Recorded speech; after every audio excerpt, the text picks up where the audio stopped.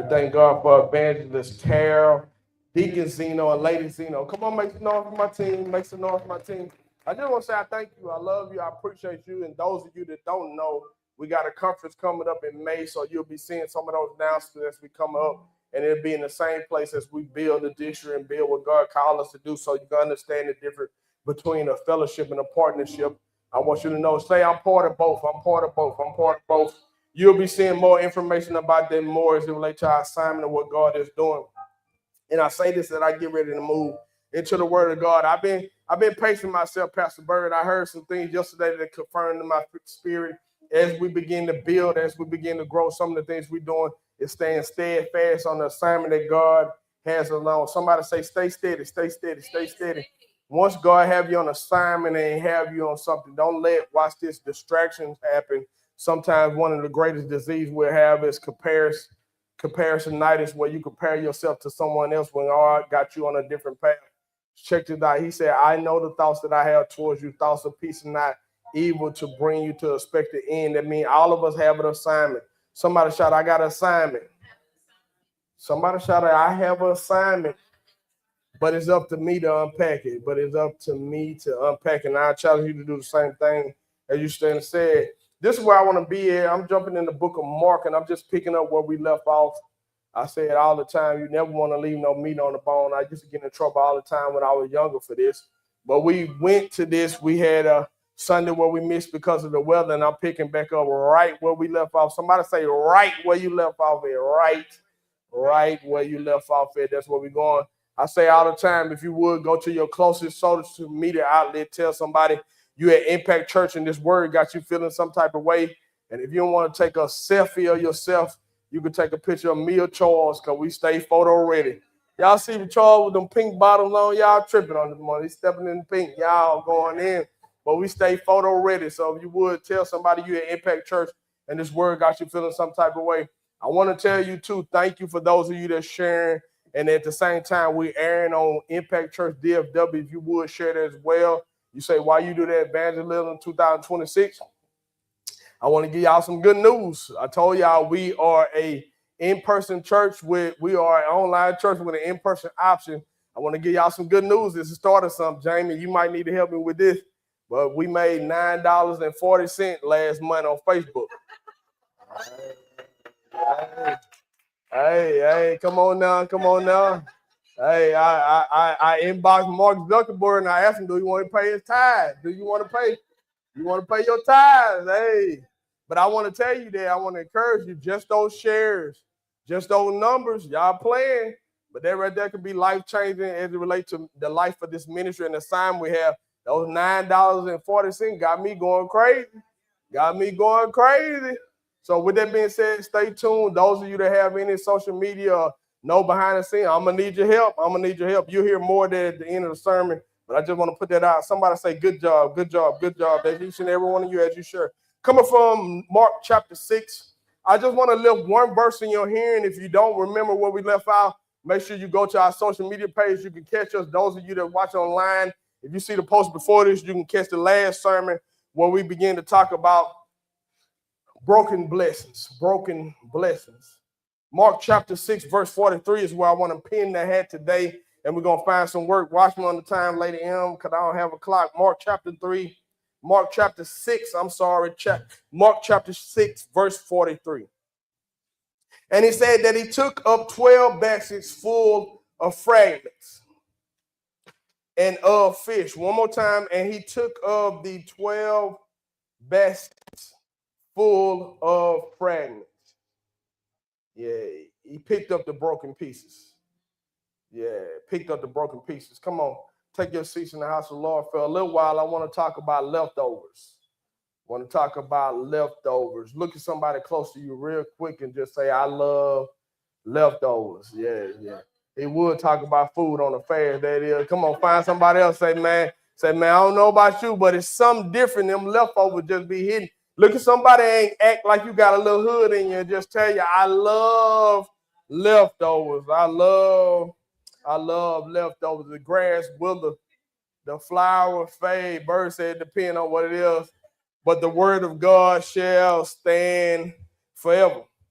I don't know what it is, but I'm discovering something in it, and it's been a while that, watch this now, that most of the time, watch this unit, that most food tastes better later. I don't know what it is, Charles, but it's something like a day or two later, it seems like when the food just set for a minute and settle for a minute. It even said now that, watch this now, things that melt and the season begin to set into it, because when you first get it, the season haven't yet set into the food, because you haven't got a chance to let it settle. But when you take the time to let it settle, and I don't know, I'm in my 40s now, so a little bit different than in my 20s.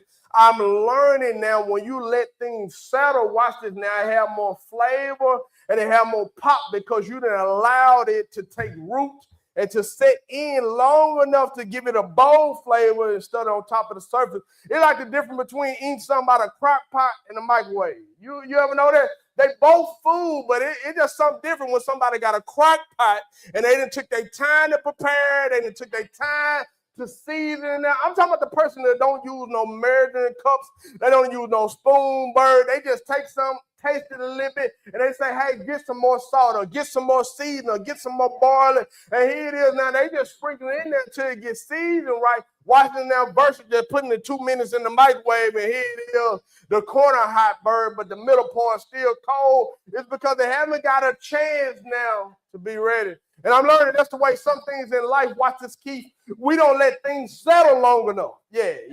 I'm coming down your street in a minute. When I say, watch this, Charles, we don't let things settle long enough. Sometimes we so quick with things, just like the microwave, it don't have no weight to what it is we're doing. Yeah, anybody besides myself, you ever hit a hot pocket in the microwave real quick, and here it is, you pull it out real quick, 2 bites in, it's burning your mouth the first bite. Second bite is freezing cold, and here it is now. When it's like that, I ain't gonna lie to you, Zeno, I throw the whole thing in the trash, because you done ruined the whole hot pocket experience because something cold. I realize now, because you're rushing the process. I'm learning now in life, sometimes, watch this now, that's what we do. We want to rush the process, and we want a quick fix. And they call it our generation, watch this, the microwave generation, because we want things overnight, and you want things done, and you want to achieve something, and you expect this, and you have these aspirations, and when it don't work out, we ready to throw in the towel. It's because we're the microwave generation. But this helped me, watch this. Actually, you asked the question yesterday, and the prophet told you, watch this now, that there's provision in patience. Yeah, I know he was talking to Ashley, but I ain't gonna lie, I stole that word. I said, I know you're talking to Ashley, but I think you're talking to me as well, because I learned that when you learn to have patience, when you could just settle for a minute, when you could just take your time and allow things to get to the bottom of it, sometimes to settle stuff out. Yeah, some of you looking at me in that tone of voice, but you wouldn't argue that much in your relationship. You just let stuff settle. Yeah, they got an attitude this morning. Just wait till the evening. So sometimes don't say nothing back. Just let them get it off their chest. Let them speak their mind. It's cool, because sometimes some things just need to settle. I know your boss is getting on your nerve and the job acting crazy and they ain't paying you what you think you should get paid. But sometimes just let it settle, because the new person that came in and they lied on their resume and got everybody thinking. But then you look back and realize they got you training the person that they brought in just to let things settle, to see all the time that you had the gift for the calling to lead. Anyway, sometimes you just got to learn to let things settle. So in the midst of that, I learned that we got to go through life and achieve, and realize that sometimes God allowed things in our life to settle down so we can experience and enjoy the full benefit of the big picture. Somebody look at your neighbor and just say, settle down, settle down. Settle down. Here it is. Let me use a little biblical background so I can show you where we're at. Here it is. Before I miss you on this morning, don't get mad at me. Don't leave just yet. Let me take my time to do some homework. Here it is. We've been talking about broken blessings, but today I'm talking about leftovers. Somebody say, do a recap, do a recap, do a recap. Here it is now. When I said broken blessings, remember I told you Jesus is feeding the 5,000. I told you that the 5,000 could be multiplied into 15,000, because if they only counted the men, then surely there's some women around. Can I be messed on this morning and tell you, if you see enough men, you're gonna find a couple of women around. If it's women there, I'm pretty sure there's some kids there somewhere. I'm pretty sure, because men and women together equal quiz. Here it is. I ain't got time. Pray for me. So if that be the case, we're talking about 15,000 people now that potentially that is feeding on this morning. But give you a little background in the story in Mark chapter 6. I told you all the synoptic gospels talk about this. But not only all the synoptic gospels, but even John, Johannine gospel. So all 4 gospels speak on this situation, which lets you know how important this miracle is. But not only that, Bird, watch this lady Emily help us out, because this is the only miracle that all 4 of them talk about. So that must mean that it's important. Somebody shout that it's important. Here it is, after King Herod began to kill John the Baptist, Jesus is working miracles. King Herod say this must be John the Baptist, so he believed in reincarnation. Jesus' ministry is blown up because John the Baptist is passed. This is an important principle that you must understand. Jesus has come on the scene, but he still expects the authority that's on the scene. Watch this, Bird. Even though Jesus' ministry is greater than John the Baptist, he still honors him. Yeah, Jesus don't go mainstream until John the Baptist is beheaded. That's in your text. So when you study it, Jesus is healing and causing a miracle. That's the reason why he got 5,000 men following him. Yeah, so much so till they listen to him, Minister Charles, to the point that the men are watching him and listening to him. They don't go home to get something to eat. He preaches so good, Zeno, they fasting on accident. Yeah, they fasting. They fasting on accident. Here it is. They look up and they realize that everybody is hungry and don't have food. I got some homework to do here so I can see you. Philip say, listen, we can go to the market and buy some now. We have 200 denarii. What is that? What is 200 denarii? You put that in today's time, if we was to go through the money exchange, watch this, Lady M, that'll be roughly like $20,000. $20,000. It's literally 8 months worth of pay. It's literally 200 days worth of salary that they say we got. And they say that's not enough to feed everybody. Yeah, you can put that up. You can put that up, Philip. Here it is. Not only do Philip say that, but watch this now. Andrew come and say, there is somebody that got, watch this now, 5 loaves and 2 fish. We got a little boy. He was willing to offer up what God gave him. And I told y'all last time, this is important because Jesus' ministry go mainstream. He go from being private to being public because he feed the 5,000. But remember, the first thing I told you is to procure your boy that come up. He offered what it is that he had. Can I be messy and tell you, Ashley? If he offered his 5 loaves and 2 fish, he's not the only one that got something. You think he's the only one that packed the lunch? You think he's the only one that had something? No, what it is, he's the only one that's willing to bring what he had to the Lord. And sometime in our lives, we got to realize that God is pulling us, and sometimes it's on a certain handful of people that's willing to bring what it is that you have to the Lord. Can I tell you, when you're dealing with broken blessings, sometimes you got to realize what you have so you can bring it to the table so God can bless it. Remember this, watch this. God did not pull manna out of the heavens. He used what they had. I told y'all last time, if you want God to move in your life, you got to be willing to look and see what you have in order to watch God move. When God blessed it, he turned a bag lunch into a buffet.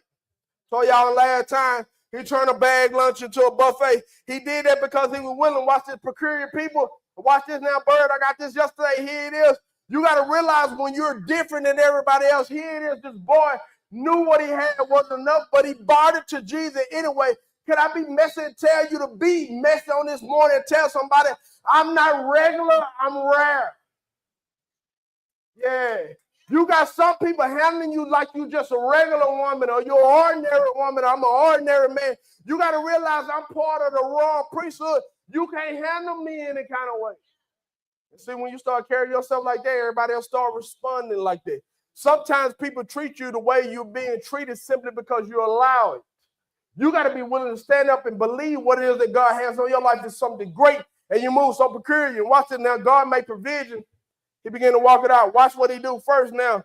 This is what I overlook, and I'm going to help you with this. The first thing he had, watch this, Lady M, and we moving. He had proper placement. He told them to separate everybody. Separate everybody. When he said separate everybody, watch what he doing. Watch what he doing, Minister Charles. Separation, structure, and strategy. He said, tell all the men to separate. Watch this, in groups of 50. But when they separate in groups of 50, watch it now. He tell them to separate and sit down. Here it is, what God gave me. If you had groups of 50, almost 15,000 people, it'll be about 300 groups. Here it is, he tell them to separate, because sometimes separation in, watch this, in situation, it provides space so you can evaluate. Sometimes in our life, you got to take the time to separate from some of the situation that you're a part of and what you're in so you can evaluate the space. Coming in 2026, you should not be moving like you was in 2025. 2025, your life should be a little bit different coming in 2026. But in order to do that, I got to take the time to separate, cut, watch this, add, and subtract what's necessary so we be. I tell my wife, we got to sit down and have a business plan, not treat our marriage just like a regular marriage, but really realize the partnership that we have. Watch this bird go over our finance, go over our records, see what we're trying to move so we can have. Watch this, not just in my marriage, but even in my personal life, where I want to be at, where I'm trying to be as a believer. You ought to challenge yourself where you need to cut it so you can grow.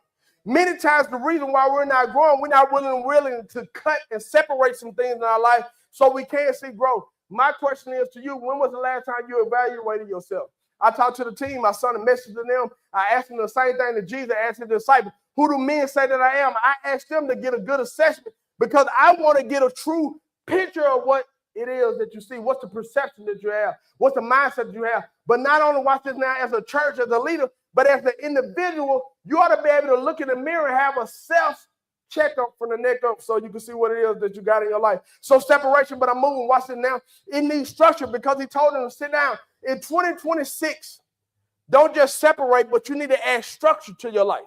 I said this as we move, and watch this. He said, before I break bread, before I cause a blessing to happen, before I activate a miracle, there must be separation, there must be structure, but also strategy. So structure creates readiness. So if I'm going to have, watch it now, separation happens, later, I understand now when I add structure to it, it caused me to be prepared and ready for when something happens. Bishop said this, and he helped me out yesterday.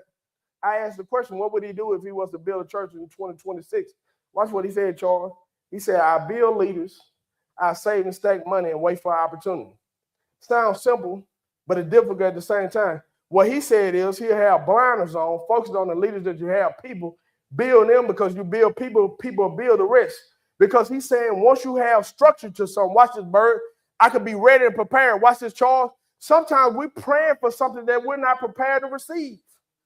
Yeah, you're praying for something you're not prepared to receive. Watch this, I text 125 people when I tell them about service.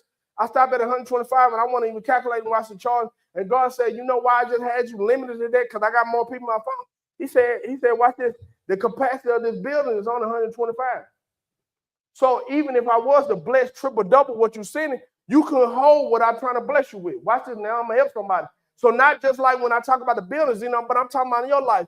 You're praying for something that you don't have the capacity to receive.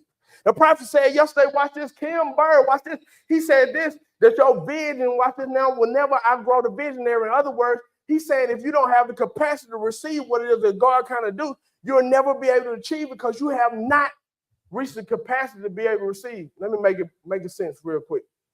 It's like if somebody were praying for $1 million.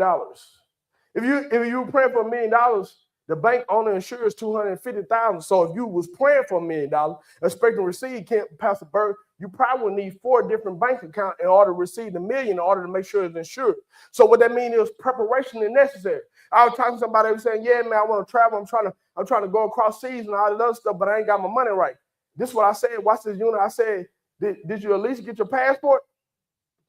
You might can't pay for the plane ticket or you can't pay for the travel to get over there, but you can go to the post office and go pay for the passport. So you waiting on everything else. It's to put the structure in place so you can get to where it is you're trying to get. Sometimes we're waiting on the whole picture or the whole lump sum when God is trying to see if we're willing to do the steps to put the structure that necessary. Not only that, watch this now, strategy comes in because he tells the disciples to make sure they hang it out. Watch this, the disciples take the bread and the fish from Jesus. It wasn't none that he did. He had his leaders do it. This is how you know that you're partnering with the right people because they don't have a problem with sharing. They don't have a problem with connecting, and it's on purpose so you can grow and you can advance to the assignment that God has for you. Because strategy ensures sustainability. If you don't have no strategy, you can't move where you need to move. Watch what the scripture said. Except a man count up the cost, he will not build. In other words, when I get ready to build something in my life, whether it's a building, whether it's a relationship, I got to count up the cost. Do I have the capacity? Have I put together a strategy? Have I planned? Have I maneuvered so we need to do? Sometimes we do stuff because we're just in a mood or we're just in a feeling. But see, when you move in strategy, don't care nothing about your feelings. It's just the plan that's put in place Because if you just moving straight off feeling, then it won't last. Can we all be honest and say feeling go? I would counsel somebody. I got over 20 years of marriage. I started laughing to them. You just doing that because you're in love? You think love gonna keep your marriage together? No. You think love? See, that's emotion. And so if you're making a long-term life decision off emotion, you ain't gonna last. Can my married people testify? Because can we be honest? Love is something you can be in and out of. One day I can't live without you. Next day I don't know how I picked this one. I don't know what happened. Why? Because that's emotion. And if you're moving off emotion, I'm telling you in 2026, you'll ruin something based off your emotion. I can't be moving off my emotions. Your emotion to make you cry sometimes. Yeah, that's a song. The emotion will have you in your feelings, and you'll make bad decisions based off your emotion. I can't let my emotion take control. Somebody say, take control of your emotions. So it is. Yeah. Order and structure do not restrict the blessing of God in your life. It puts you where you need to be. So when he set up order and structure, watch the blessing get released. He had a prior praise. He blessed the bread. When he blessed it and he broke it, watch it now. Every time he broke it, more came. And I came to tell somebody here on this morning that Thanksgiving comes before transformation. I want to tell you this. This blessed me here, and I ran with this last time. It blessed me. Watch this, missionary Karen. He blessed something that wasn't enough. And I want to ask you, are you in a place where you can bless something that's not enough? Can you tell God, thank you for the empty apartment, even though you want the house? Can you tell God, thank you for the dead-end job, even though you want to own your own business? Can you tell God, thank you for a relationship that's on the road, but I'm still trusting you and believing you in the process? Because God want to know, can Thanksgiving come before transition? It's a difficult thing to do because it's not something overnight. Am I willing to give thanks in the midst of this? So every time he thanked him, blessing came because he was able to break it. And it began to make something happen. It was productivity in the breaking because of precision. When he broke the bread, every time he broke it, I told y'all it was a prophetic parallel because that same breaking of the bread is when Jesus broke the bread to the disciple and he gave a piece of it to the disciple. He said, take, eat, this is my body. It's prophetically, he's showing us when he's feeding the 5,000 because he gave it to the 12 to give it out. It's the same thing he did at the Lord's Supper. He giving out. And I told y'all prophetically, that's what God did with his body, Pastor Bird. All of us can't handle the loaf. That's why you got different denominations. Somebody say, well, being a Christian, all that, why y'all got so many churches? Because nobody can hold the whole loaf. So you got people that believe in speaking in tongues, but then you got people that don't. You got people that believe in laying their hands, but then they want to argue about it. You got some people believe in women preachers, don't women preachers. Watch this, Bird. You got some people believe you ought to worship bombastic. Some people believe you ought to be reserved and just honor the Lord. Why? Because nobody got the whole loaf. All of us got a piece of it. The problem with the believer is, come in, Christian, let me Will Smith you real quick. You think your piece is the loaf. That's the problem with the believer. You think the piece he gave you is the whole loaf. We need prosperity preaching like we need faith preaching. I want somebody fire and brimstone preach. Hold on, that's good too. I want to go to heaven too. But can I have a nice home here too? Yeah, I want a nice home, but I want healing power too. My problem is I want the whole loaf, you know. That's how I get in trouble. I want all of it. I'm saying if he say we can speak in tongues, I want to talk to God too. I want to talk to the angel too. So I want the whole loaf. And that's why he says for Satan not to assemble together with believers. He's telling us that not just for you to come to Impact Church. We got to connect with our brothers and sisters. That's why I'm getting ready to bring some people together. Because I want y'all to see other gifts, other ministries, so we can grow, so you can get a piece of that loaf. Somebody say, I want the whole loaf. I want the whole loaf. Here it is. I'm moving. Here it is. Last but not least, here it is. I want to share with you. I saw this, and I'm gone. It blessed me when I saw this because it says now, he gave it out. Watch it now. Andrew, they didn't think it was enough. Isn't it amazing like God, he'll blow your mind? Andrew didn't think it was enough because he said, all I got, that 5 loaves, 2 fish. I just got it from the little boy. But Jesus blow his mind. Watch it now because he tells them to go pick up the leftovers.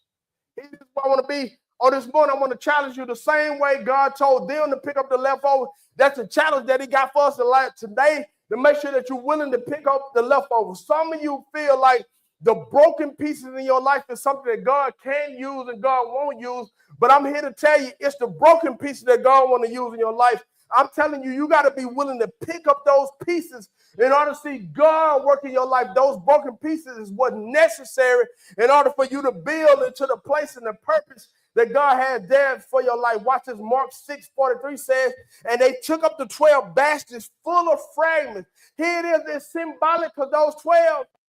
Not only just the 12 disciples, but watch this. We understand the number 12 is a divine number. That number means government. That's why you understand that we have 12 months on the calendar year. Watch this now. You have 12 as relieve the tribes of Judah. There's 12. You got 12 baskets. Jesus chose 12 disciples. It was always necessary. That's why people say, I'd rather be judged by 12 than carried by 6, because we understand the number 12 represents government and authority. So here it is. God is showing himself faithful.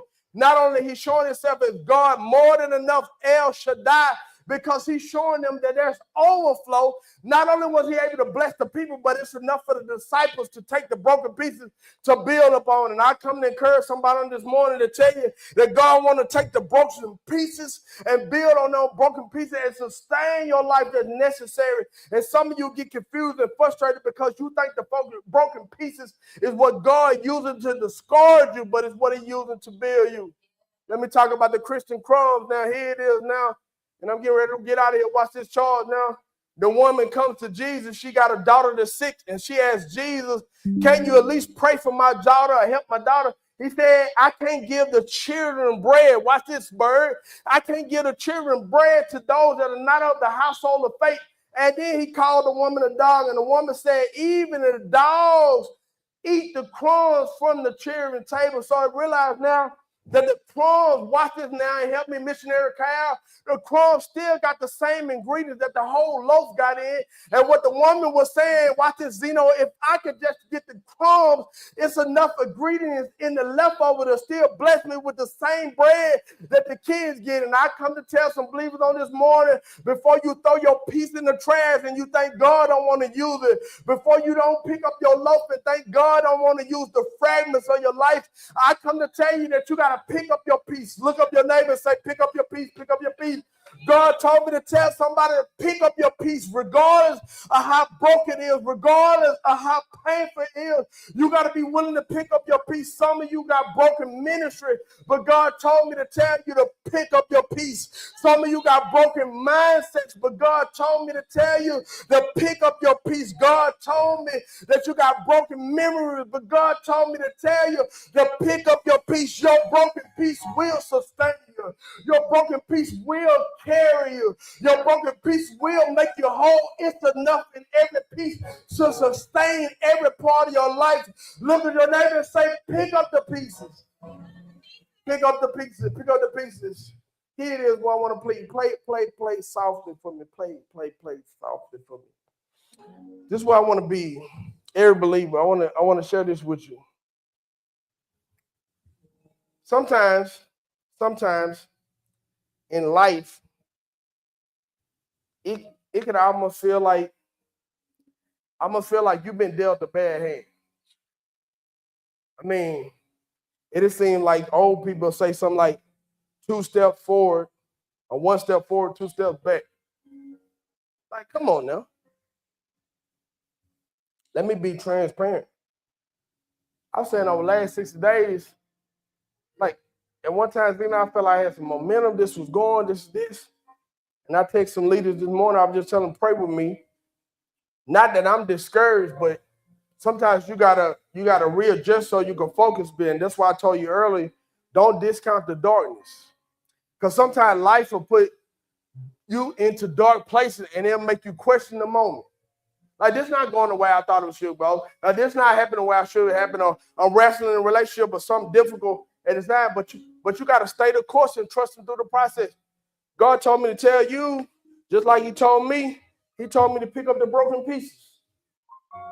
I said, God, you got to help me with this. You got to help me with this, because you do sometimes a lot of preaching, a lot of jumping to stop, good time in church. But he said, we don't want to deal with the brokenness, though. Sometimes we overlook it. You want to even bring it up while we're in the living room, want to even bring up a situation because we don't want to understand. But you don't know that brokenness is what God's going to use to build, but we got to be willing to pick it up. So when they picked up the fragment, watch what the disciples do. The disciples take the fragment with them. Watch this now. it become a testimony of what God did in their life. I want to tell you that you're overcomers by the words of your testimony. You got to use, watch this, Juna, the last broken thing that he got you over to get you over this one. What's up, little mom? She waving. I'm going to be doing all right. She waving at me. Here. I said, what are you talking about? Because sometimes it get difficult. You know, I ain't going to lie to you. Just because I'm up here holding the mic don't mean I got it all together. Sometimes, bro, I be struggling a little bit too. Watch what he said, though. He said, are you willing to pick up the brokenness and use the last broken thing that I got you over to trust me to get you over this? That's the hard part, though. This one I'm at, and I want to pray with you. I want to pray with you right where you are. I'm at the point in my life now. I don't doubt God, but I do struggle with the process. Man, I'm gonna say that one more time. I'm at the point in my life, I don't doubt God at all, you know.